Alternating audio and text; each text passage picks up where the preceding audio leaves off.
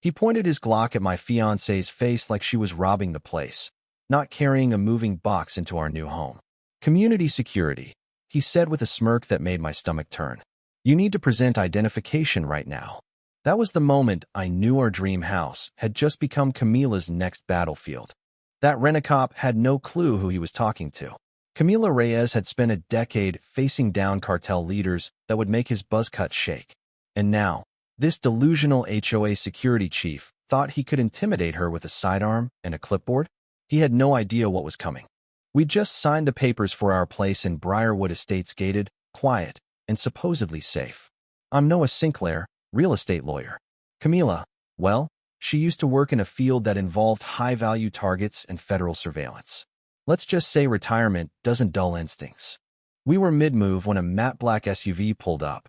The driver stepped out, hand near his holster like he was responding to an armed robbery.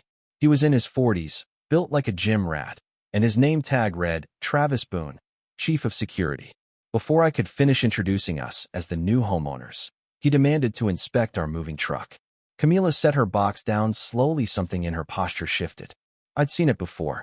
She was scanning for weaknesses, not debating policy. Is there a problem, Mr. Boone? She asked, cool as ice. We weren't informed that moving trucks required searches. He grunted, used to be with the force. 20 years. I run things tight here. Camila tilted her head, catching the lie instantly. You're not law enforcement anymore. And if you were, you'd know better than to lie about your service record. I tried to de-escalate, but Boone doubled down, muttering something about uncooperative residents and consequences. I went to grab our welcome packet. Behind me, I heard Camila say, Are you threatening me, Mr. Boone? Because I'd advise against that. Later that day, we met Julia Cartwright, the HOA president, a petite woman in her 50s, rich tennis mom energy, and fake charm. She handed us a binder thick enough to injure someone. We're thrilled to have a new couple here. As long as everyone follows the guidelines, she said, with a thin smile that didn't reach her eyes. She left us with a fruit basket and a warning about boxes being left outside for over 48 hours. Camila flipped through the binder later, scoffing. This isn't a community. It's a well-manicured gulag. That evening, our neighbor Renee stopped by with a pie and something better, the truth.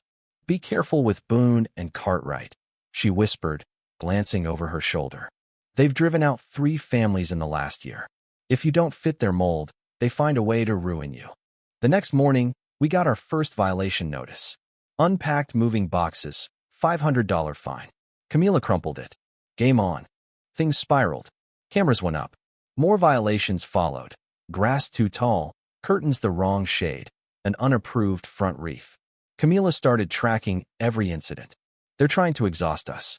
This is more than HOA drama. Then she showed me a photo. Boone, talking with a man down the street. His back was turned, but Camila knew the profile.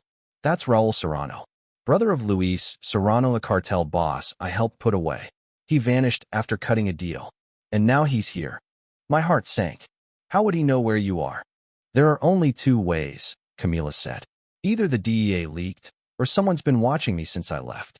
The next few days, our house was under constant surveillance. A security SUV idled outside at all hours. Boone was watching us. That night, she ran a deep search. Travis Boone is an ex-cop. He was discharged from Chicago PD after 4 years internal corruption investigation. The violations escalated. Then came the text, a photo taken through our window. Enjoyed meeting you. See you soon. It was signed, Raul. That night, Boone trespassed into our backyard. Camila caught him near the shed. Looking for something, Mr. Boone? She asked, hand near her concealed weapon. He stepped closer. I know who you are. Raul sends his regards. You should leave while you still can. The next morning, we made our move. Camila reached out to trusted contacts from her DEA days. I compiled a legal case against the HOA documenting every violation, every incident. Renee connected us with former residents who'd also been targeted. Sarah, the journalist next door, joined the fight. We were building a case brick by brick.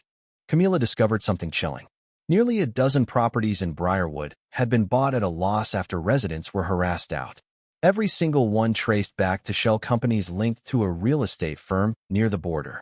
It was textbook cartel laundering. Then came the turning point. A secret HOA meeting. Camila bugged the clubhouse office.